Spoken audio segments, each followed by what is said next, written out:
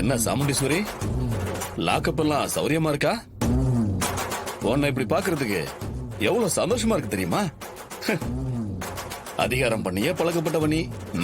இப்படி அசிங்கப்பட்டு நிக்கிறத பார்த்தா பாவமா தான் இருக்கு. என்ன பண்றது? பெத்த மகளே கேச கொடுத்து உள்ள தூக்கி வச்சுட்டா. ஆமா, ஒருவேளை நவீன் கிடைக்கலன்னா என்ன பண்ணுவ? அவன் கிடைக்கலன்னா இவ கடைசி வரைக்கும் ஜெயிலே கடந்து சாக வேண்டியதுதான். என்ன முறைக்கிற? என்ன தூக்கி ஜெயில வச்சல, எனக்கு இப்படித்தானே இருந்திருக்கும். பெத்த மகளே உன்னை தூக்கி உள்ள வச்சது நாளைக்கு பேப்பர்ல வரும். அத பார்த்து நீ ரத்த கண்ணீர் வடிக்கணும். என் அப்பனை நீ கொன்னப்பவே உன்னை நான் கொண்டிருக்கணும். அப்ப மிஸ் ஆயிட்ட. இனி என் விஷயத்துல நீ தப்பிக்கவே முடியாது.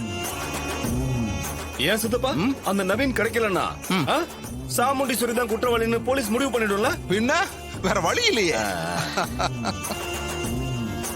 அப்புறம் ஊர் மக்கள் எல்லாம் சேர்ந்து உன் தலைவர் பதவிக்கு வேட்டு வச்சிருவாங்க. அப்புறம் கொஞ்ச நாள்ல எலெக்ஷன் வரும். அதுல நான் ஜெயிச்சு தலைவர் ஆயிடுவேன். அட, இது நல்லா இருக்கே. டேய், இதெல்லாம் உன் சதி வேலைன்னு எனக்கு நல்லா தெரியும்டா. ஆனா நீ நினைக்கிறது எதுவுமே நடக்காது. அப்படியா? ஏன் நடக்காது? ஏன்னா உண்மை ஏன் பக்கம் இருக்கு. இப்போ நீ வெளியே இருக்கலாம், ஆனா இதுக்கான தண்டனைய நீ அனுபவிச்சேதான் ஆகணும். சாமுண்டீஸ்வரி, நீ இப்படி பேசிக்கிட்டே இருக்க வேண்டியதுதான்.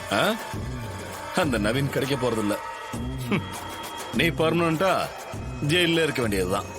டேய், என் மாப்பிள்ளை இருக்கிற வரைக்கும் உன்னால என்னை எதுவுமே பண்ண முடியாது.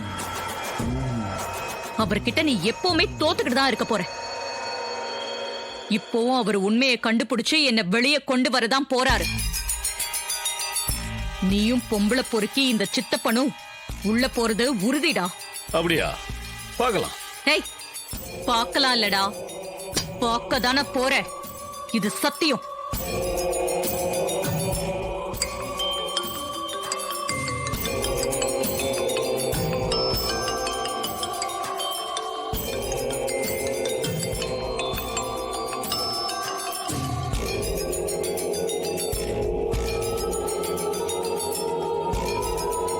என்ன சாமுண்டீஸ்வரி,